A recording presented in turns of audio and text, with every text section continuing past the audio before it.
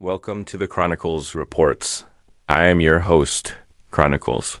Today, we are documenting a defining chapter of contemporary history, a series of events so profound they have altered the geopolitical landscape of the Middle East and sent shockwaves through the global economy.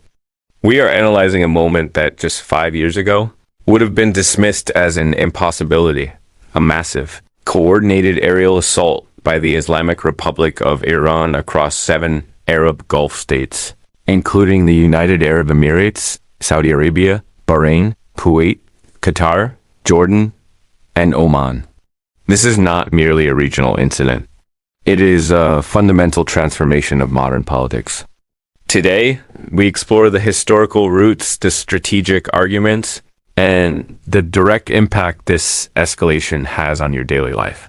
To understand the present, we must look at the historical and cultural foundations of this divide.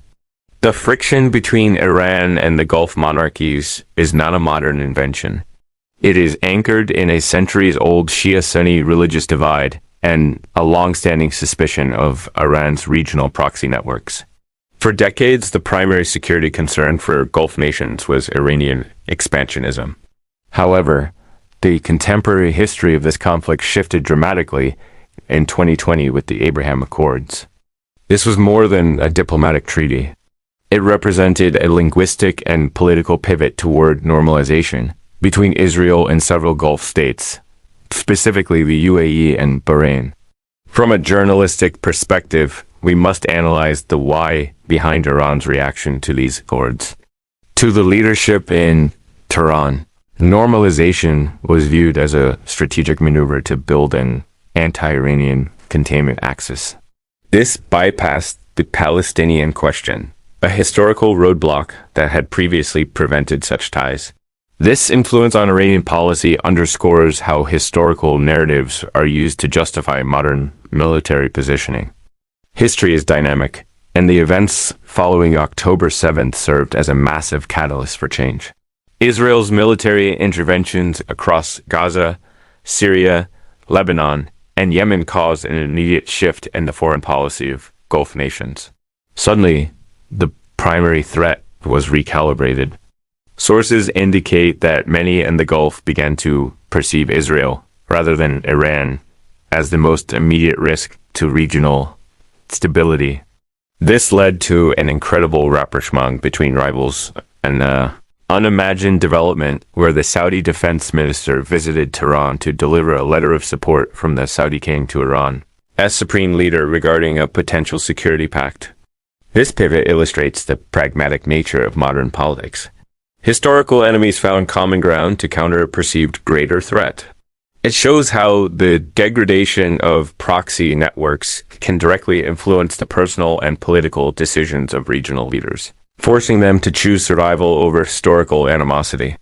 While diplomatic channels remained open through neutral mediators like Oman, the situation remained volatile. Oman reported being on the verge of a breakthrough regarding Iran's nuclear program, claiming Iran would never stockpile enriched uranium. However, the political landscape shifted when the U.S. administration launched military operations against 130 targets within Iran. This triggered the most dramatic turn in our story. Iran's retaliation was comprehensive. They did not just target military assets.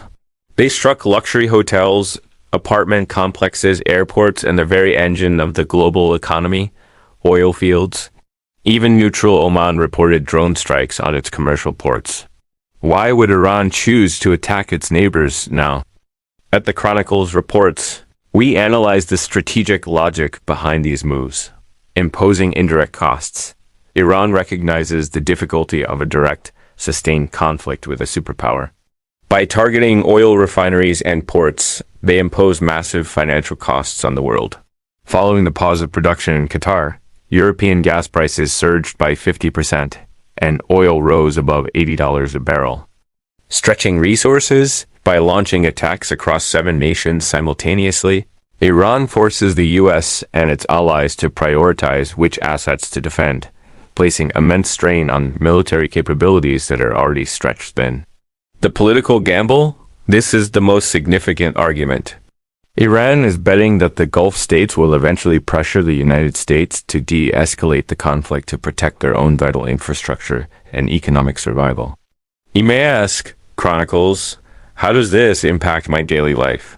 The answer is as close as your local gas station. This historical event proves that modern politics is inextricably linked to your household budget. When a refinery in Saudi Arabia is disabled or a port in Abu Dhabi is struck, the global energy supply chain ripples into every home, affecting heating bills and transportation costs. Furthermore, we must look at the cultural and public opinion roots of this conflict. In Bahrain, a majority Shia country, massive anti-American protests have erupted. This demonstrates that leaders cannot make political decisions in a vacuum. The religious and cultural identities of their populations are powerful influences that can steer the course of a nation's foreign policy. The long-term damage to Iranian-Arab relations is severe. We have entered a new era of contemporary history defined by high-stakes tension. At the Chronicles Reports, we don't just report the facts. We analyze the historical currents that drive the world toward these turning points. We are living in a world where ancient religious divides meet modern drone warfare, and where the price of a gallon of gas is determined by a security pact made in a distant capital. Thank you for joining us for this deep dive into the shifting sands of the Middle East. If you found this report educational and insightful, ensure you subscribe and ring the bell for more in-depth reporting. I am Chronicles, and this has been the Chronicles Reports.